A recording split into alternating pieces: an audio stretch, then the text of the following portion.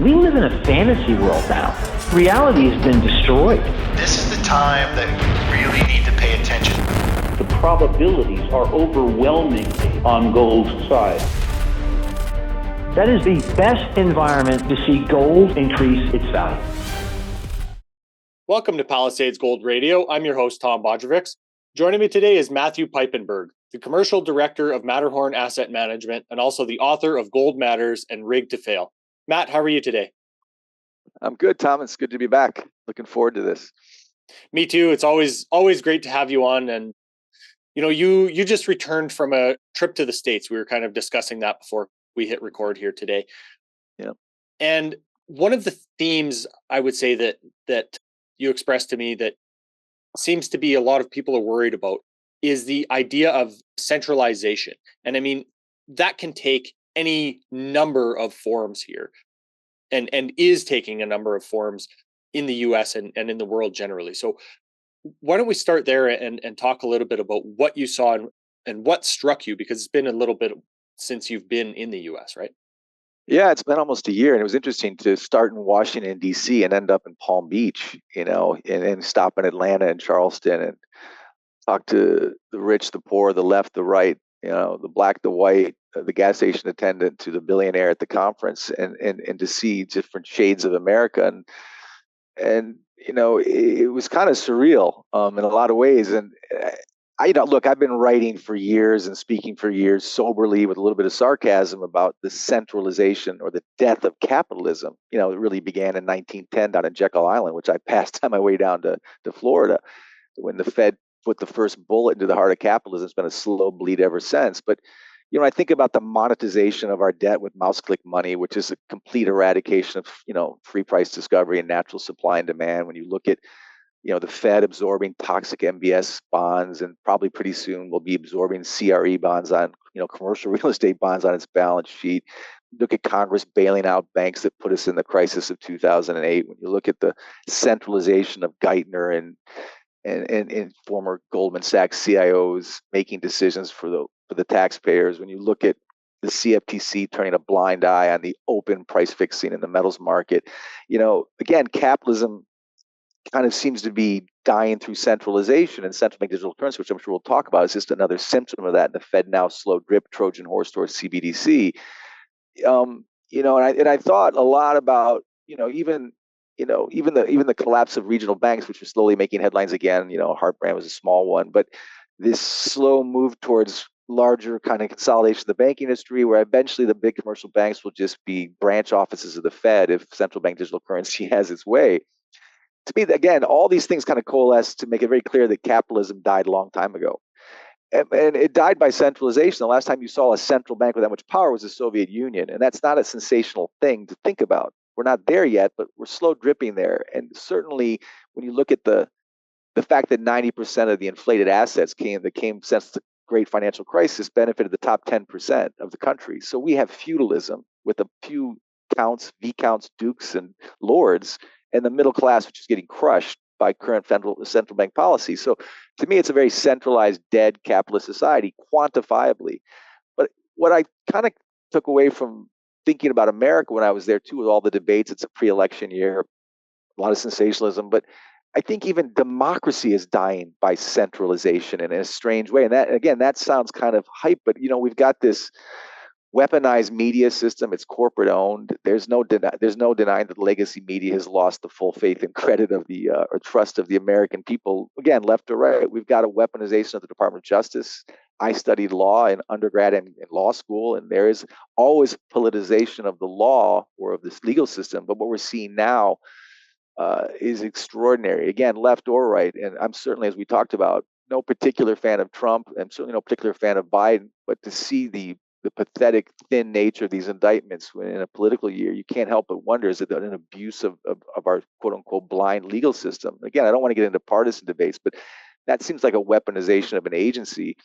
John Whitehead had an interesting interview maybe a month or two back about the literal weaponization of our federal agencies. I'm not talking about the CIA or the FBI. There's 1.6 billion hollow point bullets, and that includes the Department of Education, the Department of Agriculture, Amtrak, the post office. I mean, we seem to be a police state. It's this kind of crazy centralized kind of weaponization of everything. And even, of course, science was politicized again. Not going to get into debate about COVID, but the lockdowns are starting to have a ripple effect now in the U.S. People are questioning and scratching their heads. You had the Great Barrington Accords in 2020 when this was all started out. You had hundreds of experts from Oxford and Stanford and Harvard who were virologists and doctors who had a different opinion than one person. And that didn't seem to matter. So there was an eradication of open debate in the media and this corporatized media. That's appalling for a free society. And again, I don't want to sound sensational. I'm trying to be as balanced as I can. But as we talked about before this, Mussolini's definition of fascism, not democracy, is the perfect marriage of government and corporations. That's almost like a Davos-like dystopia. But that is happening in America, the land of the free. And the word deep state is no longer funny. It's a term of art in America. And you had Bob Moriarty on, recently. I thought it was brilliant. He happens to live near me in France now. He's a former Vietnam vet, fighter pilot, a bird dog pilot. Obviously, he probably did some intel work in Vietnam. And he made a statement that literally what the official narrative is almost 180 degrees opposite of what really is going on. I don't think that's sensational anymore. I don't think that's left or right, rich or poor. There's a lot of fractured in American society, but we're seeing a centralized democracy and a centralized capitalism, which means we don't have real democracy or real capitalism. And I think all of that kind of cynicism, there's evidence of that in the bond markets. There's evidence of that in currency markets. There's evidence of that in the commodity markets. There's evidence of that in the debt markets and in the precious metal markets. So it's not meant to be scary or political. I think it's a sober analysis that many Americans and even here in Europe and Canadians would agree with. Certainly Canadians have experienced this. So I think that's just something we should be cautious of. And I don't think it needs to result in pitchforks, but I think we can do better. But I think we have to have our eyes more open about centralization. We literally have a central bank. The name speaks for itself. But the power of the central bank and the power of our government to weaponize everything from the media, the justice system, to information, to me is disconcerting. It's disturbing. Mm-hmm. Yeah, it's interesting. I was recently listening to an interview where it was an author of the book that was being interviewed, and he was saying that when this critical mass of people wakes up to this idea that most of what we've been told over the last couple of years is all just fabricated, we don't necessarily, to your point, need to bring out the pitchforks. It can be a peaceful just no. And I think a great example of that could be, if we get to that point, this introduction of a CBDC, most people understand that this is going to be ultimately used as a lever of control, or has the potential for that even. That hopefully is a great way to start to, resist some system like that. But Matt, you brought up the point of these other two small banks that failed, I think, at the tail end of last week there. Do you think that is how we kind of get to another CBDC moment or the introduction of a CBDC? Well, look, even the BIS has already kind of said they'd like to have the central banks going towards a CBDC currency by 2025, all the Western banks. Good luck getting, the other Eastern banks involved, but we'll see.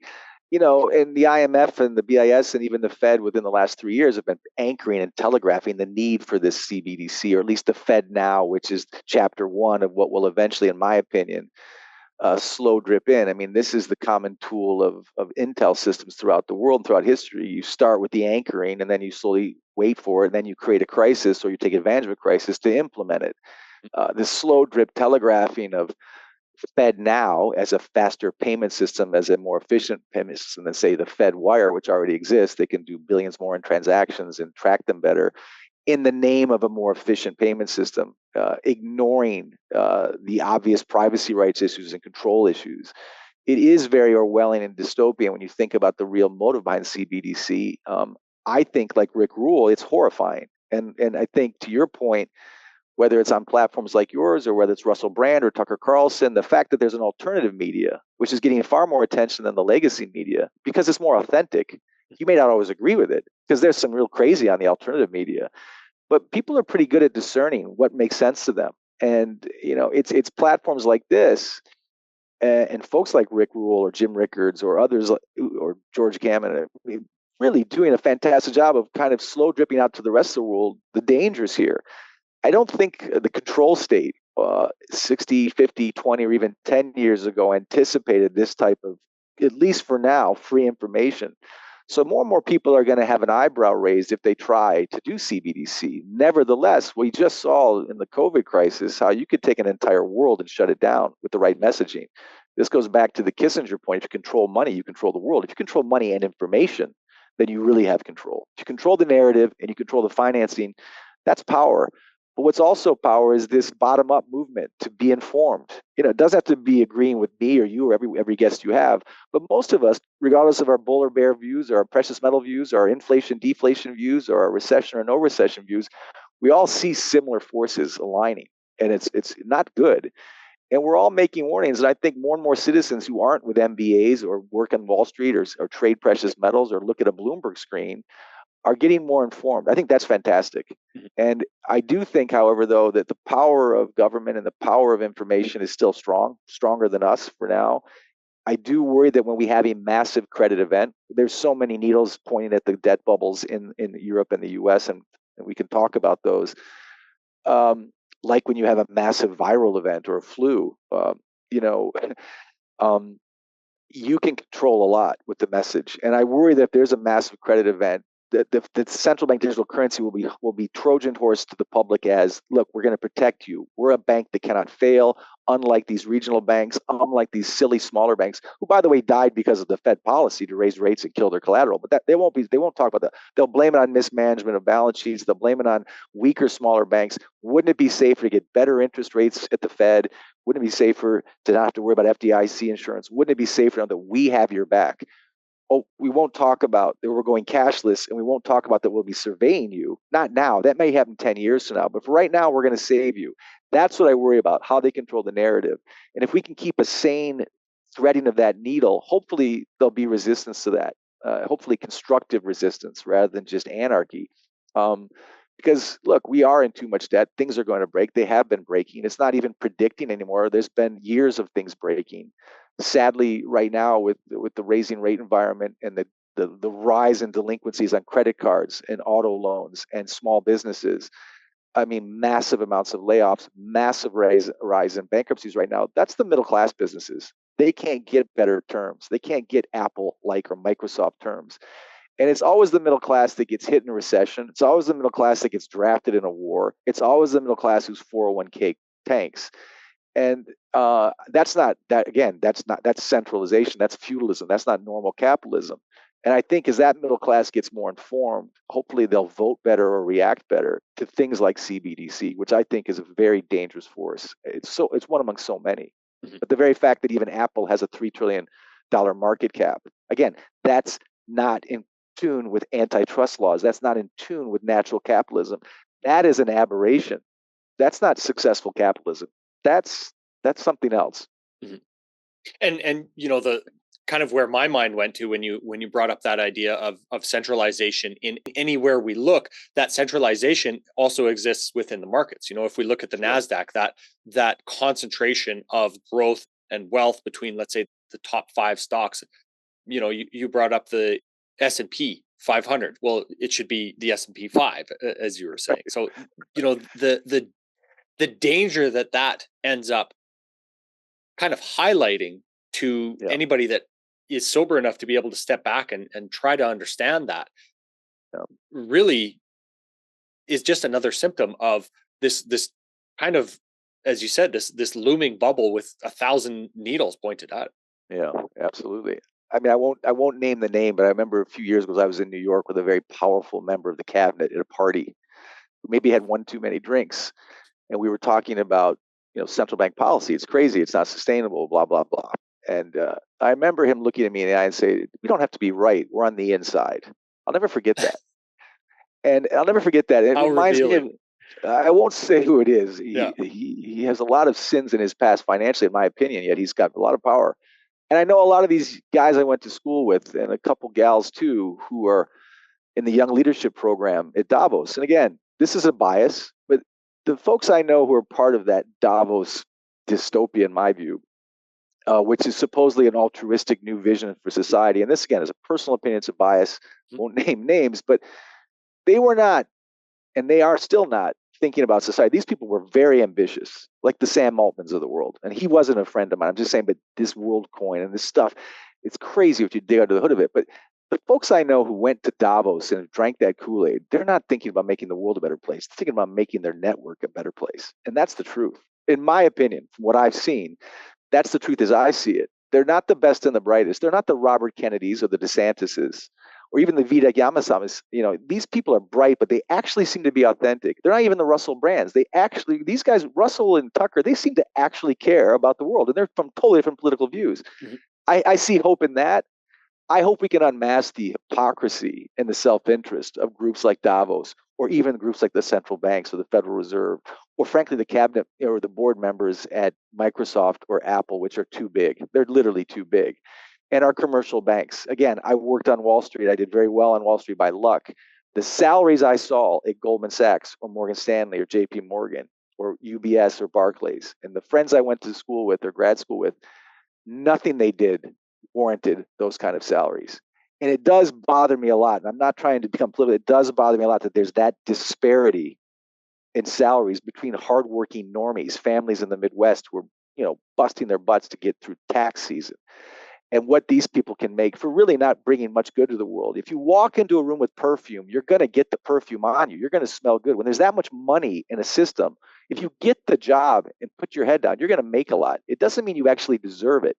And that's why I say when I see the NASDAQ or the S&P or the Dow post-2008 go up in that massive level and see the vast majority of that money going to one small minority of the population, that, again, is not healthy capitalism. That's something else. That's feudalism.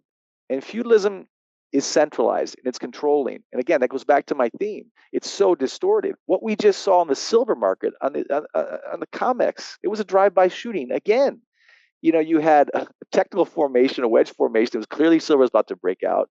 And then overnight, you see this massive sale by B of A and other big commercial banks with open interest positions. In other words, there's no actual metal behind the sale. There's no collateral. They're just using the power of their membership in that COMEX to short the hell out of silver. Why? Because silver and gold are terrifying to the system. Because if they rise too fast, that makes the dollar look as embarrassed as it should be. A dollar, which we can talk about, is slowly, not overnight, de-dollarizing. If you embarrass the dollar when the dollar's already weaponized and embarrassed, that's a threat to those quote unquote centralized planners, this Politburo that we have now in DC and in Wall Street. Again, I'm as capitalist as they come. I'm as patriotic as they come. I love America. I grew up playing baseball. I don't recognize it. And I see the anger and the frustration on the main streets from Charleston to Palm Beach, totally different worlds, to DC. The average citizen, even the insider citizen, is like, this isn't right. Something really wrong here. And that's why folks like RFK and Russell Brand and in DeSantis, left or right, are getting more attention because I think they're at least considered more authentic, hopefully.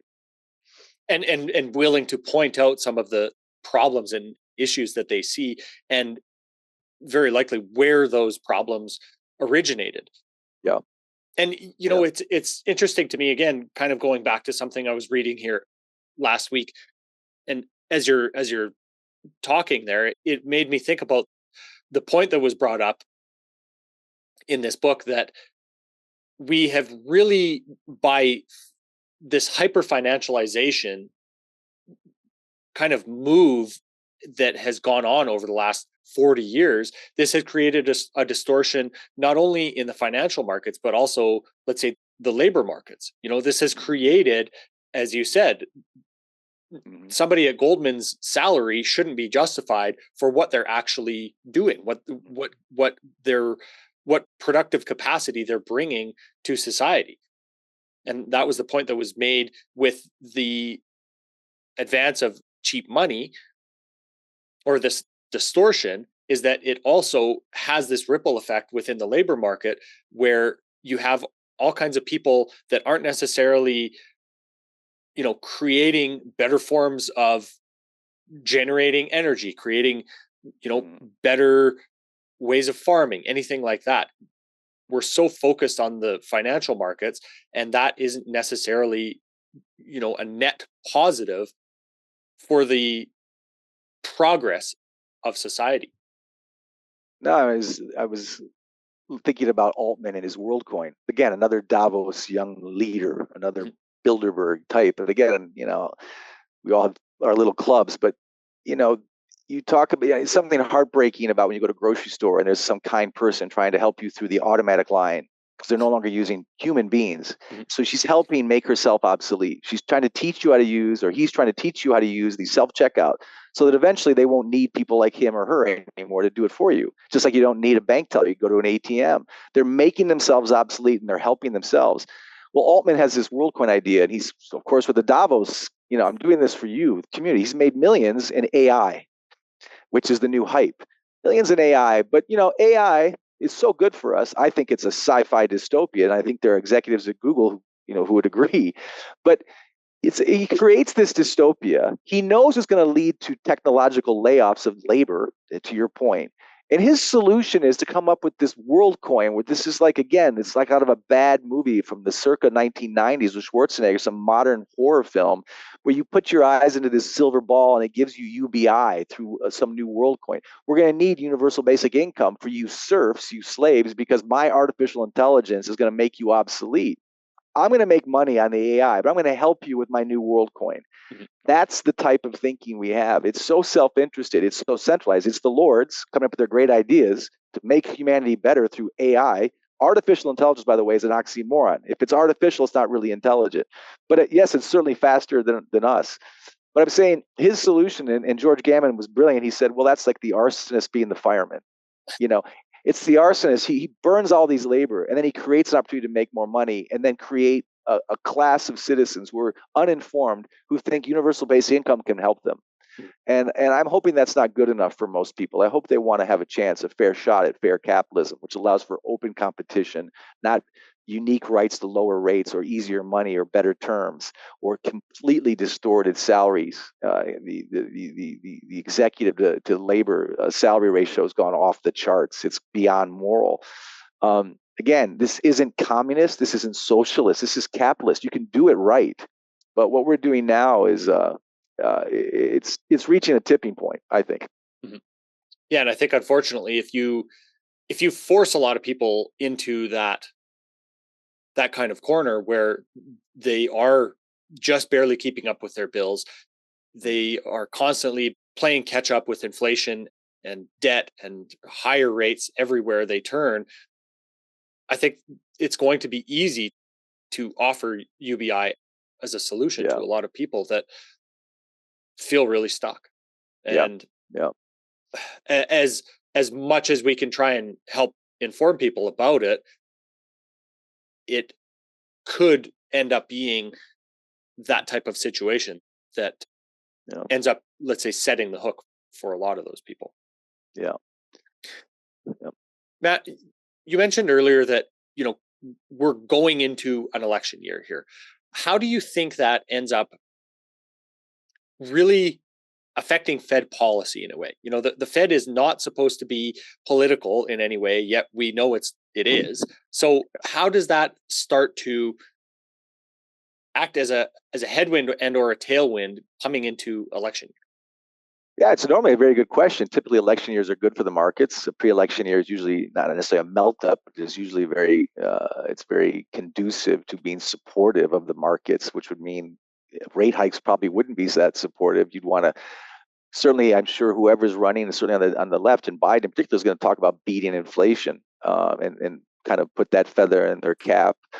Um, but I think what's happening, the Fed's power or DC's power to manipulate markets and manipulate outcomes is getting weaker and weaker because I think the Fed is losing control of rates and losing control of inflation. There's this notion that now we're at 3% CPI, which again is an open fiction. But even if you assume, because again, the Bureau of Labor Statistics, which comes up with our CPI data, is never honest, but it's always right because it's official. But even if you take 3% CPI, target 2% inflation, as Luke Roman says, a lack of second derivative thinking. It's Powell, I think, is going to create more inflation by fighting inflation. At least allegedly fighting inflation. I think he wants negative real rates and he wants inflation to inflate away debt. He just lies about the CPI scale.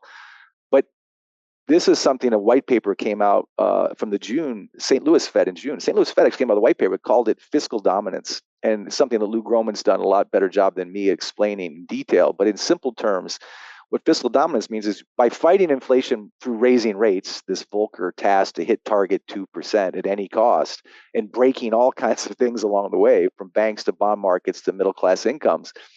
But by seeking target 2% inflation, he's had to raise rates, which makes the cost of debt higher, which makes the cost of Uncle Sam's bar tab higher. So the irony is he'll get to 2% inflation, but then the interest expense on Uncle Sam's bar tab, the US Treasury, becomes infinitely higher, which means that eventually he's going to have to manufacture more money, mouse click more money, to pay for that increased interest expense, which, by the way, the U.S. Treasury just got a downgrade. We can talk about the Fitch downgrade. It's all tied together. America's never going to default because they can mouse click money, but they just got a downgrade. So we're hitting this point where fighting inflation will actually create inflation. The fact that we're at 3%, which again is a bogus number, the fact that we've come from 9% in September last year to 3% this year in inflation is hardly a victory lap. And it's hardly the end of the inflation narrative. It's just a pause in the cycle. And we're going to see much higher inflation as the Fed loses control of the markets and of interest rates, because ultimately the bond market, no matter how distorted it is, gets the last say in this. But by fighting inflation at any cost, that target 2%, I say it's like you've got a rash on your thumb, so you cut off your whole hand.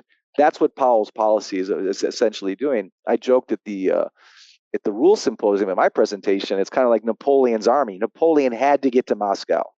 And Powell has to get 2% inflation. So Napoleon marched into Moscow or into Russia with 422,000 soldiers, and he limped out with 10,000 for a various number of reasons. It was a disaster, but he did officially get Moscow.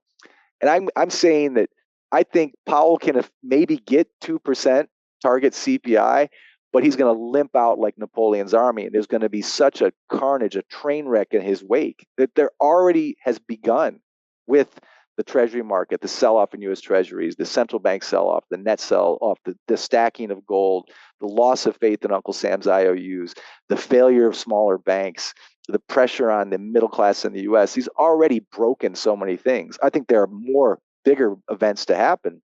But effectively, he may get target 2% inflation and lie about it for about 10 minutes, but the inflationary inevitability and the disconnect, to your point, how the politicians won't be able to narrate this. When you look at the math of our deficit, how high our deficits are, and how few foreigners are holding our IOUs anymore, that spread is right where it was right during the COVID crisis.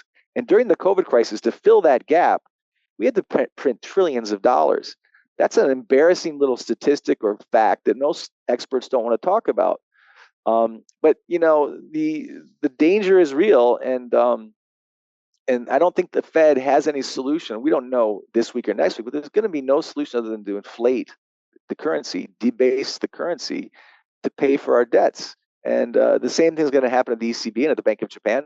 And I think the big credit event that no one's talking about, just like no one's talking about the oil market and the BRICS de-dollarization story, the real story isn't the BRICS, it's Saudi Arabia. But the real problem in the credit market isn't even Powell right now. If Japan raises rates, there's a massive carry trade right now with U.S. hedge funds and money market managers and investors in dark, shadow banking, where they're basically borrowing from Japan at low rates to lever in U.S. markets. But if Japan has to raise rates because it's going to be fighting inflation to buy oil with debased yen, it may or may not happen, but if Japan raises rates, that's going to unwind that carry trade. There's going to be a massive margin call in the bond markets.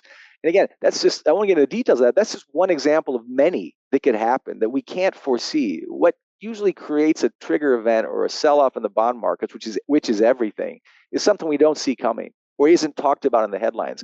Everyone's talking about the BRICS and de-dollarization, and God knows I can talk about that too because I'm not a fan of the U.S. dollar. Mm-hmm. I don't think it's going to happen this month, the end of the dollar, or some new gold-backed trading currency.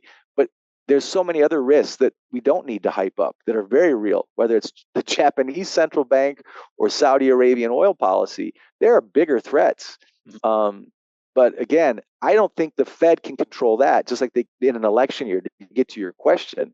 these problems in the credit markets and the inflationary consequences of them, it'll be interesting if they can time that, if they can control that. The Fed is, and the dollar is like the Wehrmacht or Napoleon's army. It's hard to kill. It doesn't happen overnight. They have a lot of power, but the end result is going to be the same. It's just a question of when, not if.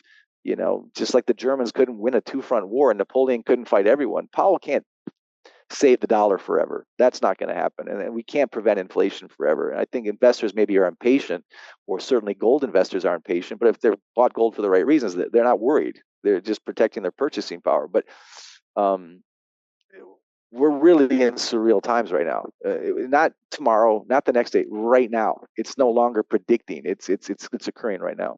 Yeah.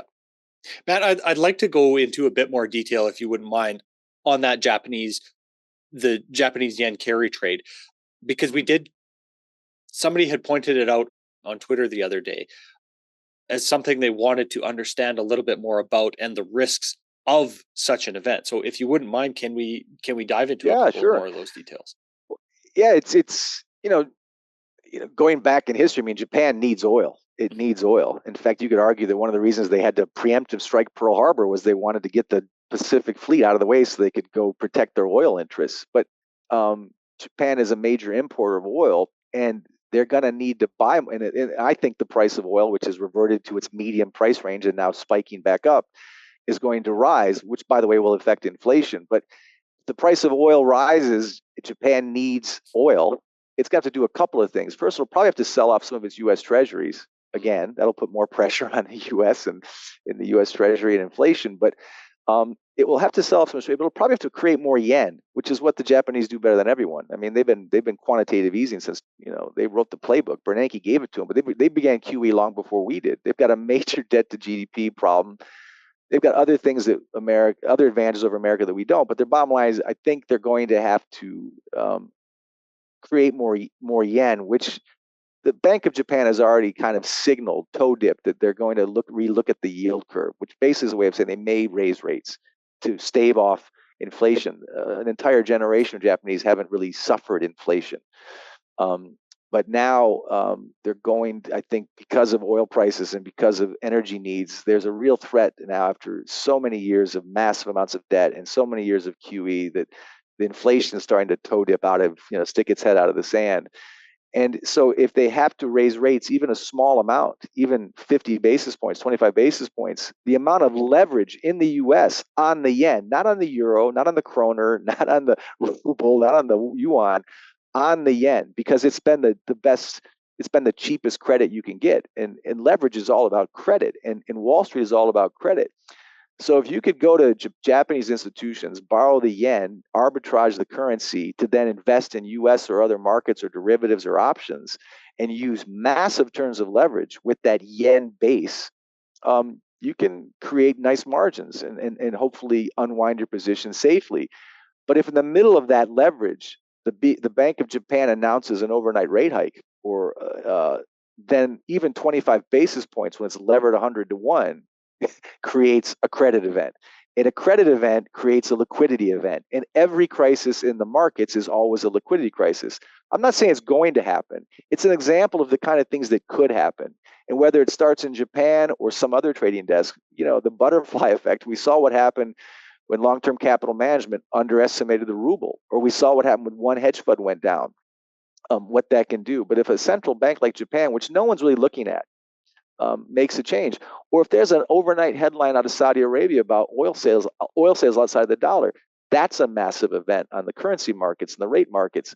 I'm just saying that no one, including me in particular, has any clue or any crystal ball of what specific trigger there is. But when you have 95 trillion in combined public household in corporate debt in America, and it's run on leverage, and you have a derivative markets that's run on 200, 100 times leverage, and any significant credit event comes in there to shake that very, very fragile glass, it falls off the counter and breaks. Mm-hmm. That's not sensationalism. Again, we don't need to be sensational, as we talked about before this call. There's all these headlines and clickbait about the end of the dollar with the BRICS trading currency. We can talk about that too. We don't need hype, because there's already so much that's sensational in our reality right now in this misunderstood credit market. But there's just too much debt and not enough liquidity. and the dollar and the euro dollar, it's all tied up and clogged up in these derivative markets. So people don't realize there's a constant need for liquidity, and a Japanese rate hike would make it even less liquid in an already thirsty market. It would create a shock in the credit system. And banking is about credit. It's not about money, it's about credit. So bonds matter, credits matter, rate hikes matter. They're boring, they're interconnected, but it's just another symptom of a system that's way over its top. And here's my cat, way over its top, and I think very fragile. I hope that answers the question, Tom. But I mean, it is one of many needles pointed at this balloon. Matt, it makes me wonder really if the high rates in the US and in a lot of ways this weaponization of the reserve currency, there's kind of two separate pieces to that. Obviously, is the interest rate and higher interest rate for longer side of the equation, and then there's the other side of it of the dollar being really used as a weapon in the example of taking Russia's reserves away from them at the beginning of the conflict. So does that start to, let's just take the rate hiking and quantitative tightening side of the equation for now, does that end up creating all these other situations as downstream effects, as second order effects, when we are in this 40-year cycle of interest rates just going nowhere but down?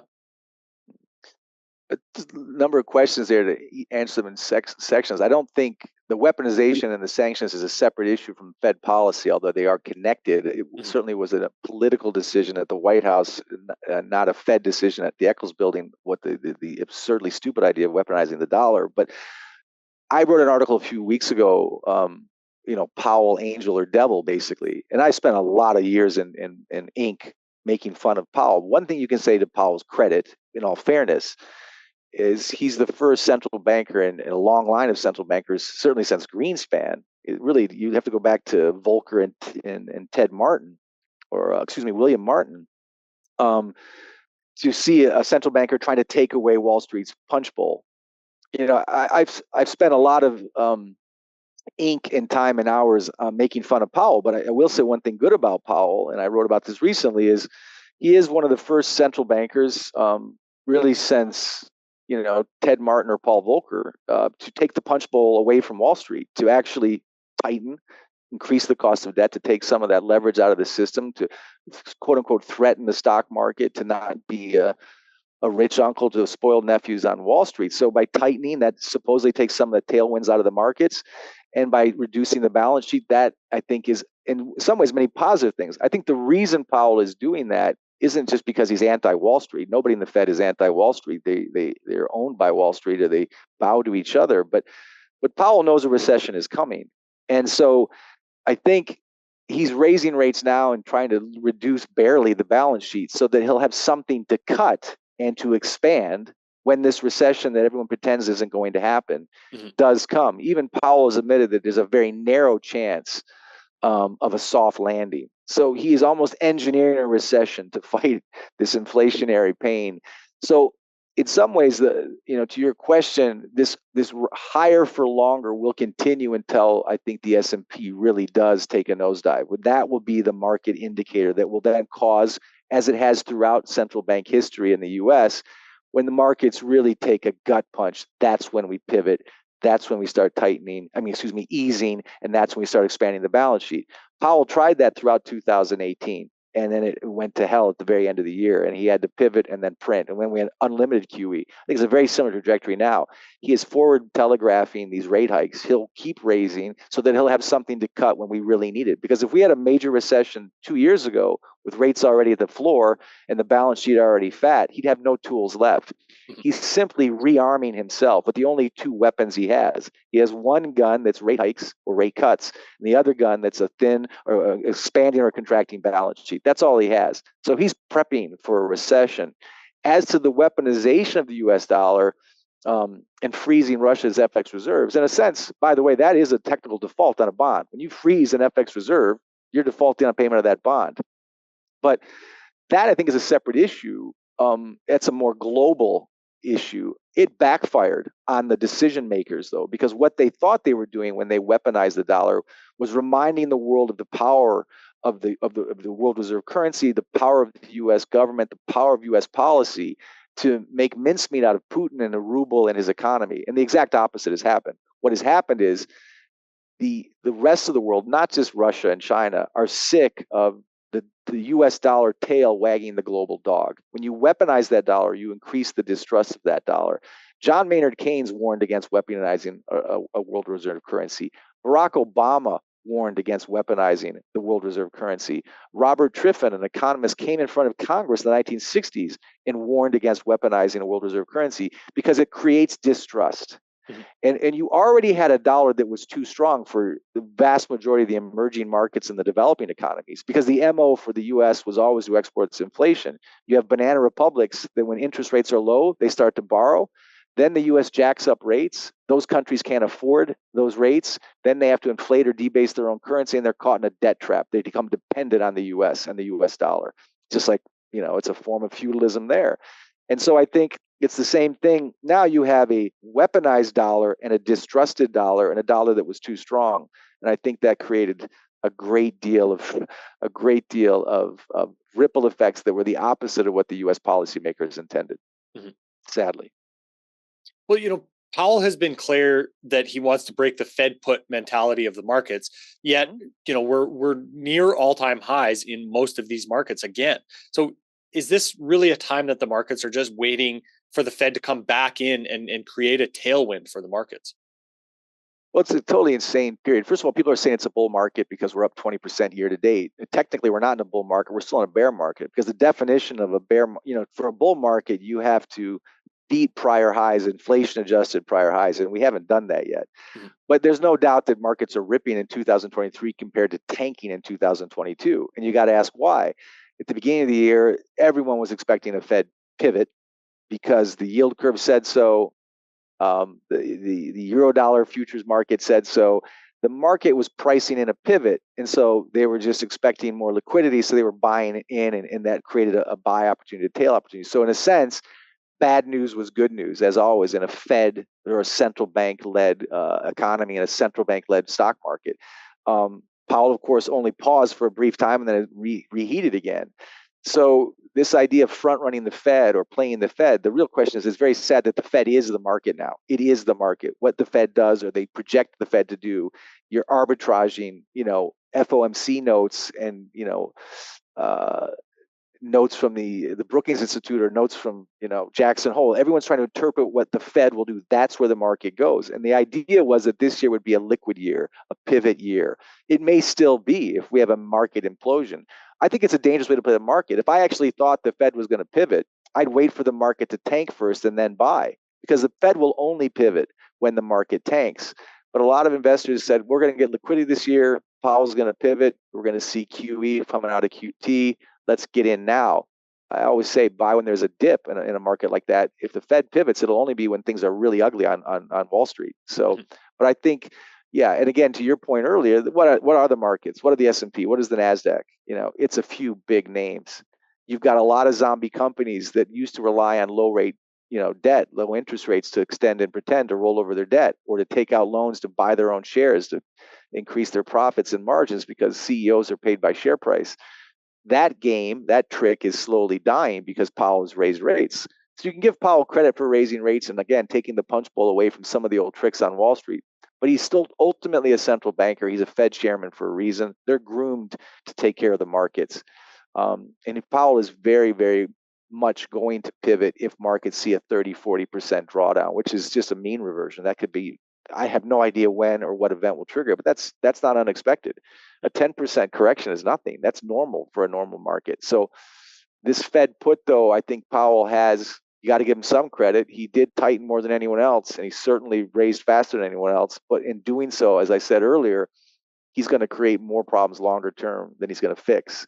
And the simple matter is, he can't be Volcker when you have almost 33 trillion in public debt. You can't raise rates that high without breaking the economy, breaking the banks, and breaking our budget, which is why we got downgraded by Fitch. But he, ironically, is going to make the cost of debt so high that the U.S. government's interest expense is going to be over $1 trillion a year. They're going to have to print more money. That is inherently inflationary. That's the great irony. That's the thing I think people are missing. And that's that fiscal dominance argument that the St. Louis Fed came out with in June. It's important. It's important to think about that. You raise rates to fight inflation, but you make the cost of your debt, which is too big, too expensive, so you have to print more money to fix the debt. The Fed is trapped, like so many central banks. They're trapped. Mhm.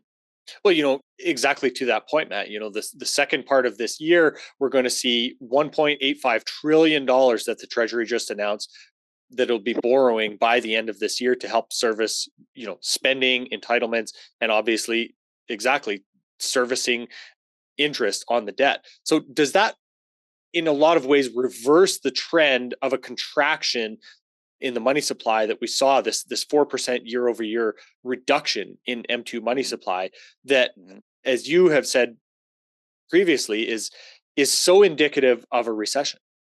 Yeah, I mean, again, that's another sign of a recession. There's so many signs of a recession. Again, I think, to your point, that 1.85 trillion for the next 6 months again is astounding. And again, we're averaging about 5 trillion in spending a year. We're increasing our deficits at a record pace. Again, that's part of the reason we got a downgrade. When Fitch downgraded us, they're basically saying the credit rating, the risk of default is higher in the U.S. government than it is at Johnson & Johnson or Microsoft. But again, the Fed won't default. But in terms of what that will mean for the money supply, right now, raising rates and tightening is definitely not helping the money supply. But if there is a crisis, and I think there will be a credit crisis based on that kind of debt level, because the only way to pay for that debt is either to run bigger deficits. But when those deficits cause something to crash, because we're having a credit contraction, and M2 is about credit, and it's about money, and it's about deposits, and about money in circulation. Right now, I think M2 could actually continue to go down as we keep raising rates and as we keep seeing bank contraction and negative loan growth in U.S. commercial banks. So the money supply is still, the M2 number is still under tremendous threat. I think the only thing that would really send the money to M2 supply back above its kind of trend line would be a massive liquidity event. Right now, I don't see the M2 data getting much better in a high rate environment. And it's a contraction, it's a credit contracting environment, which again, ironically, is going to lead to more inflation. But it also, in the meantime, when you contract credit at these levels, banks are simply not going to lend as easily and as overtly and as generously as they did in the past. And again, who does that hit the most? Small businesses and those that can't roll over their debt.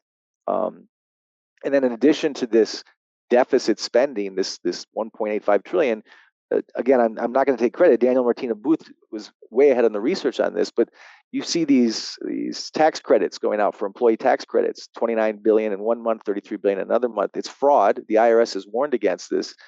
But that too is basically taxpayer expenses. That's also false liquidity. It's a fake way of recovering from some of the spending. And those same people are out in Rome and Paris right now on these tax credits, and they're going to get audited by the IRS. But I mean, it's fraud. It's fraud. These are all symptoms of what happens when there's too much debt. People are desperate. They're still trying to get handouts from the COVID rules. They're still trying to take tax credits. Well, most of those were done a year ago. But now, since it's reopened, it's a way to create more liquidity, fake liquidity that isn't directly QE, but it benefits another small minority of business owners who are probably going to get in big trouble for this fraud. We'll see. Well, Matt, inflation is called an invisible tax, and certainly anybody that has paid attention to prices for nearly anything over the past 3 years has certainly noticed the cost of regular goods really skyrocket and the value of their currency not go as far. So what do you see as the trajectory for inflation here? Have high rates really broken the back of inflation, or is that, as we've talked about, just another dip in this inflationary cycle? Yeah, again, I think it's like surfers. There's 7 sets to every wave. The 7th is always the biggest. Inflation's moving cycles. This 2 points. First, I think the CPI, and this is not an apology or a sensational gold bug argument. It's an open secret that the CPI scale is bogus. That's true. If they're saying 3%, it's at least 6%. So first, you have to look at the actual inflation scale and look at it with eyebrows raised. The second thing is, to my point on fiscal dominance, it is a cycle where we can't claim Roma Victoria over inflation just because it's at 3% today. We're taking a pause. It's a summer pause in the markets and liquidity and everything, but you're going with that kind of spending that you just alluded to, and those types of gaps between foreign buyers of our U.S. Treasuries and our growing deficit.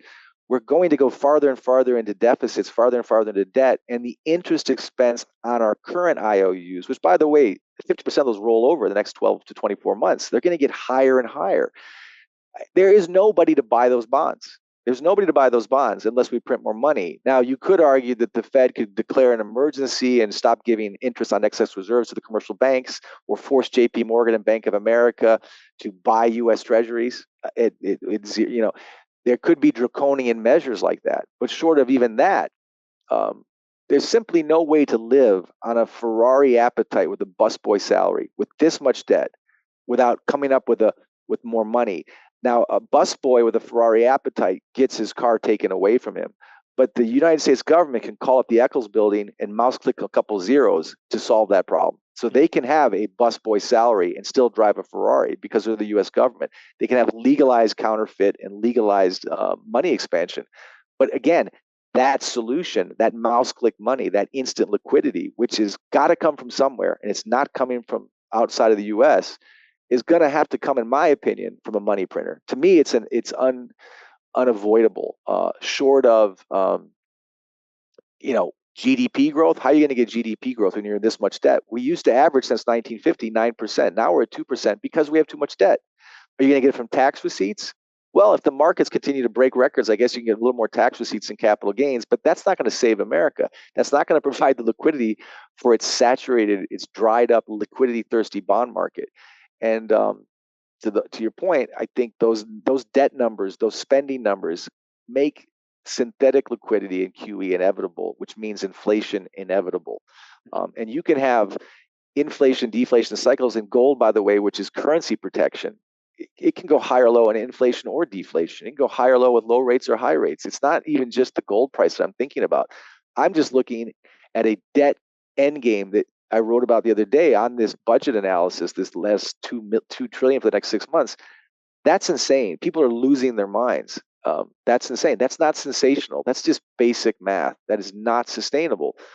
I'd happily hear what other solution there is. If someone has a better solution, if that money's going to come from Santa Claus or from somewhere else, I'm not even trying to be sarcastic. I'd like to know where it's going to come from. The only other thing I can think of is they declare some kind of fiscal emergency and force banks to buy more treasuries and absorb that debt, or stop giving them interest on excess reserves to save up some money. But or they do a great reset, or they do a debt jubilee, or they do another Bretton Woods 2.0. Something's going to break. And again, I have no idea when. It's already broken, though, Tom. It's already broken. It's already broken, and we're just kind of.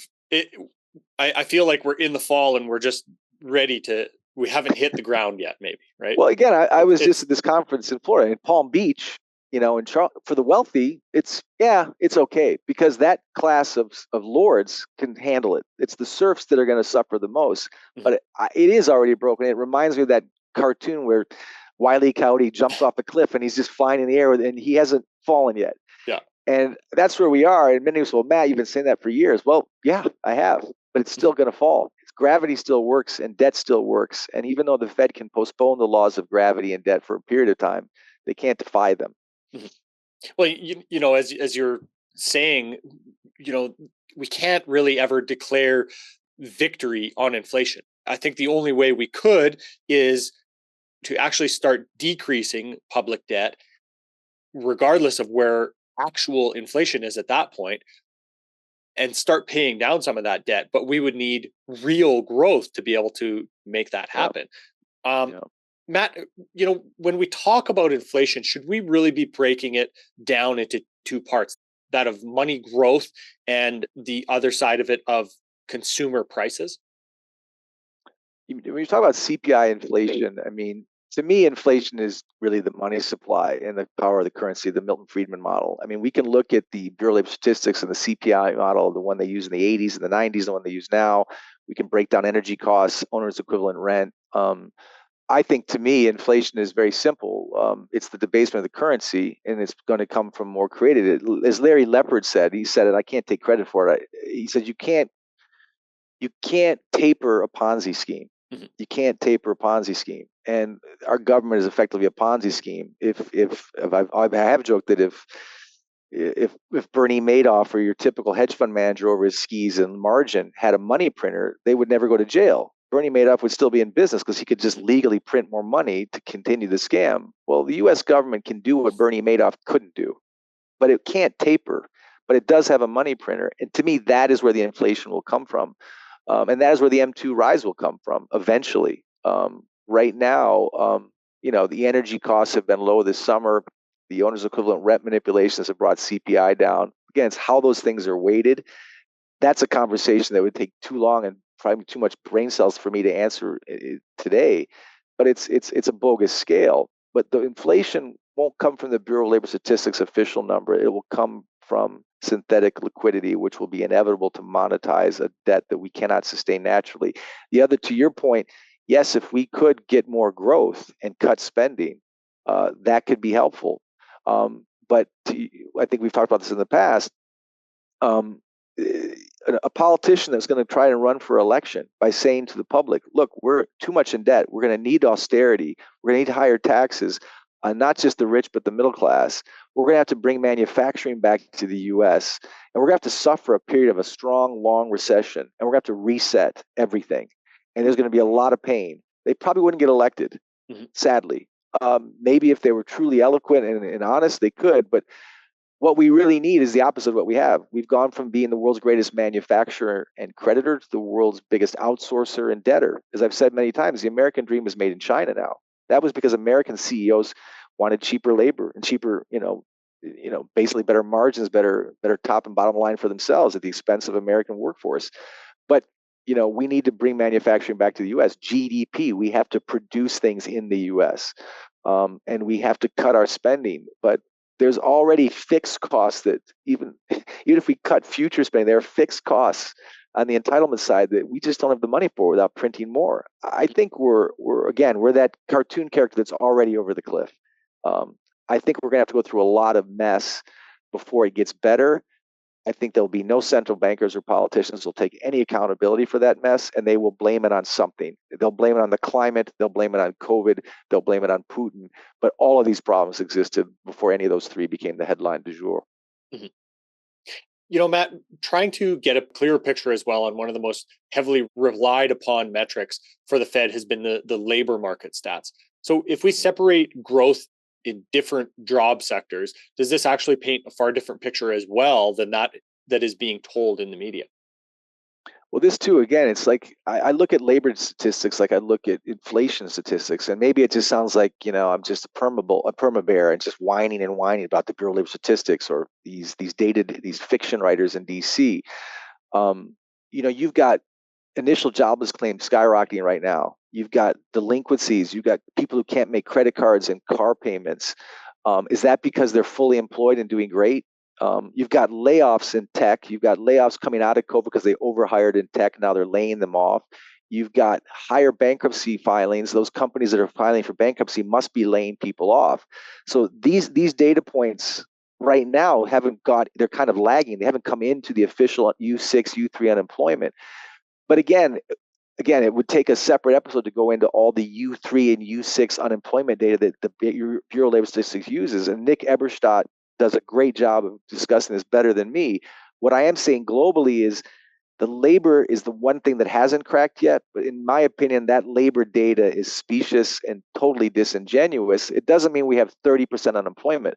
But what Nick Eberstadt and others have shown, and as I've written about even years ago, is that what the Bureau of Labor Statistics uses to measure the employment pool, it ignores tens of millions of people who just stopped looking for jobs. The employment numbers also include second and third jobs. So it's one person with two or three jobs. There's a lot of distortion in this, but the bottom line is it's like measuring, well, we don't have a lot of short people anymore, but the only labor pool or the only pool you're using is to measure is the NBA, because there's not many short people in the NBA.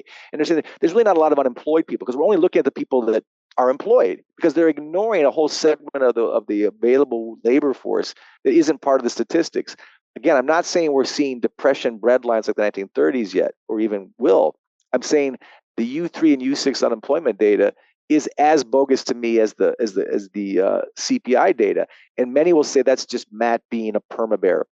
But I invite people to look at articles I've written on the unemployment lie years ago, but also to look at Nick Eberstadt's data and to frankly look at the current data, the current bankruptcies, the current filings, the current layoffs that happened at the end of last year and coming into this year, which haven't made the Bureau of Labor Statistics official employment data. I'm not saying we're in recessionary employment levels yet, but we're certainly much higher unemployment that's reported out of DC. Like so much out of DC, again, sounds like I'm a revolutionary or perma bear. It's just not true. To Bob Moreira's point, it's just not true. Things just aren't what they seem. Matt, on the idea of not being sensational, something we touched on a couple times a little bit here is the idea of the BRICS summit here on August 22nd coming up in a couple weeks being this sea change event for the dollar. Yeah. We've talked about it a good amount on the program here. What is your understanding of it, and do you think it is going to be this immediate change in the dollar? Yeah, I think, look, as you and I talked about before this, there's plenty of sensational reality that I don't think we need to hype up the BRICS summit. First of all, I don't think anyone really knows.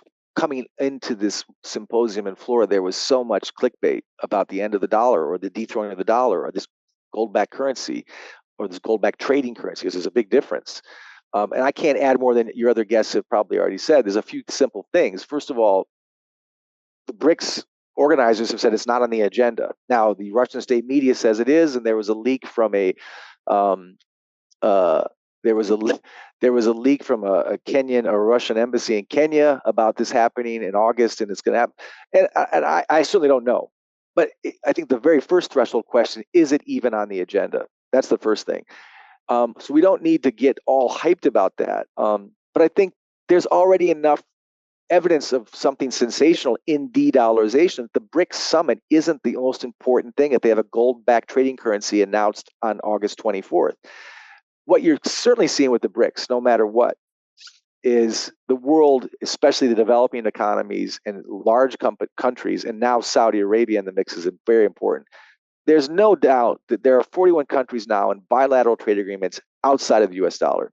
There's no doubt that the Eurasian Economic Union, which Glassiev has helped create a settlement agreement outside the US dollar, is going to spread into the Shanghai Cooperation Organization. So there's no doubt that large swaths of the world are already looking outside of the US dollar. Regardless of whether we have a gold-backed trading currency announced anytime soon, there is enough real headlines right now to make the BRICS conference less of a sensational issue and more of, we should be focused on what we already know. Now, will the BRICS eventually get to a gold-backed trading currency? Even the Russian central bank said that will take time. That will take time. I don't think, in my opinion, it's going to happen by August 24th. Could be wrong. Doesn't matter to me, though, because what's already happening to the US dollar is scary enough. But even that, I got to take the Brent Johnson's point too, though.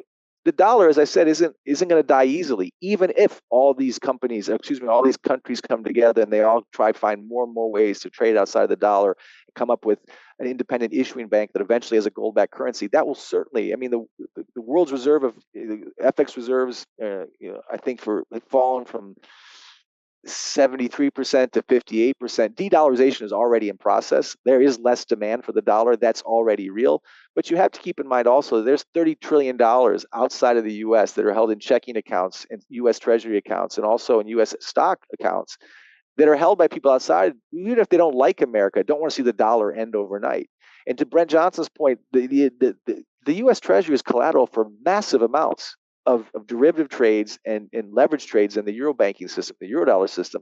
That's not going to die overnight either. So the dollar is not going to disappear this year or next summer. But to flip side to that, the fact that right after that BRICS announcement made the headlines, the fact that Yellen was on her way to China, got nothing resolved, but they did send Yellen to China. They're nervous, and they even had to send Kissinger, who's like 100 years old, out to China. They're nervous. The trend is obvious away from the dollar. It's just the magnitude that is, I think, overhyped. I think there's no doubt the U.S. hegemony is over for the dollar, but I don't think the U.S. dollar supremacy is over. To Rick Rule's point, the dollar isn't going to disappear anytime soon. Doesn't matter to me as a gold investor because ultimately the dollar gets less and less purchasing power.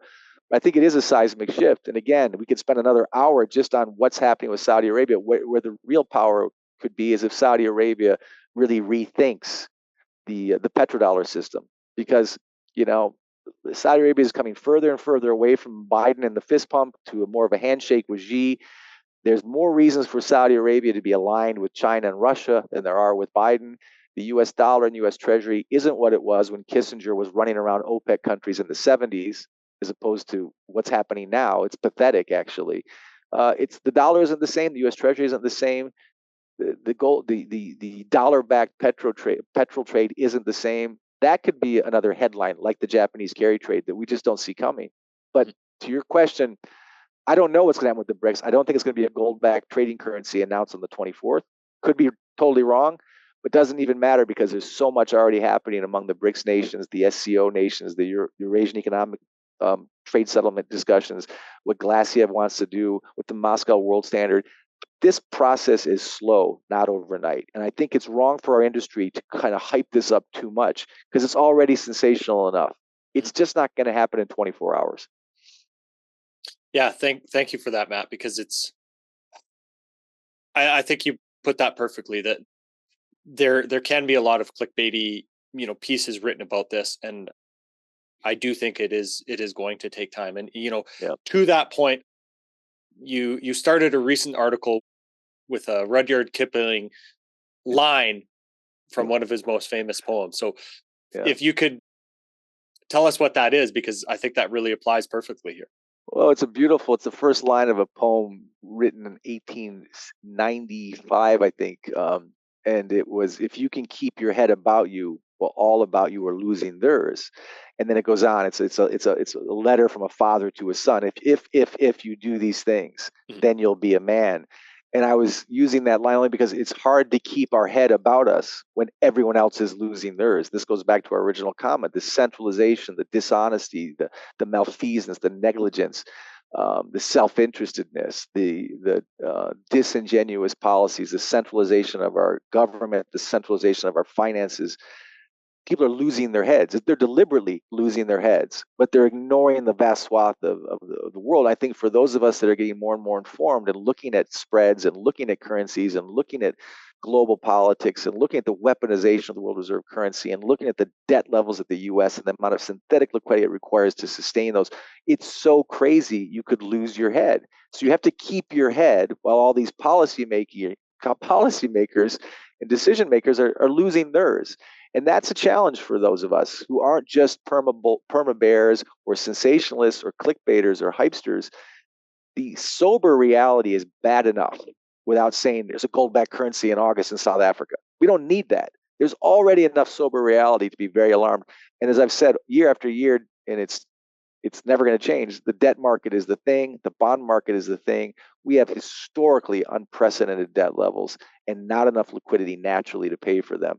There will be consequences, the most dangerous of which, and I'll repeat it over and over every time throughout history, when you have a debt crisis, it leads to a currency crisis, which leads to social unrest, which leads to more extreme control from the political left or right. That is throughout history. I can give 5 examples right now, but that is there's no exception. And what we are seeing right now, don't have to predict it for August 24th or for clickbait. We're already seeing it right now, with the weaponization of our Department of Justice, with the weaponization of our media, with the weaponization of our currency, with the weaponization of science, with the CBDC, with FedNow, with WorldCoin.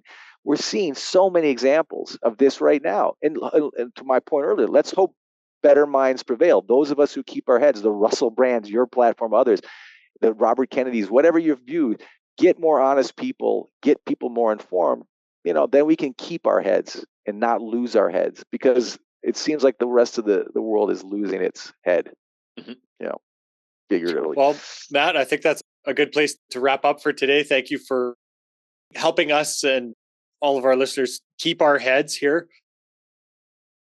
My pleasure. We can find more of your articles that we talked about, as well as your interviews, at goldswitzerland.com. Anywhere else you'd like to point to? No, that's where we're found. And Egon von Greyerz and myself usually at least have an article out every week. And it's not always just precious metals focused, because precious metals follow the macros. So we're looking at the macros very carefully. Yeah. Well, Matt, thanks for another excellent conversation as always. Appreciate it. My pleasure. My pleasure, Tom. This podcast is for general informational purposes only. Nothing on this podcast should be taken as investment advice. Guests on this show are not compensated for their appearance. Listeners are urged to educate themselves and make their own decisions. Do not base any investment decisions on the information contained. To view our full disclaimer, please visit our website.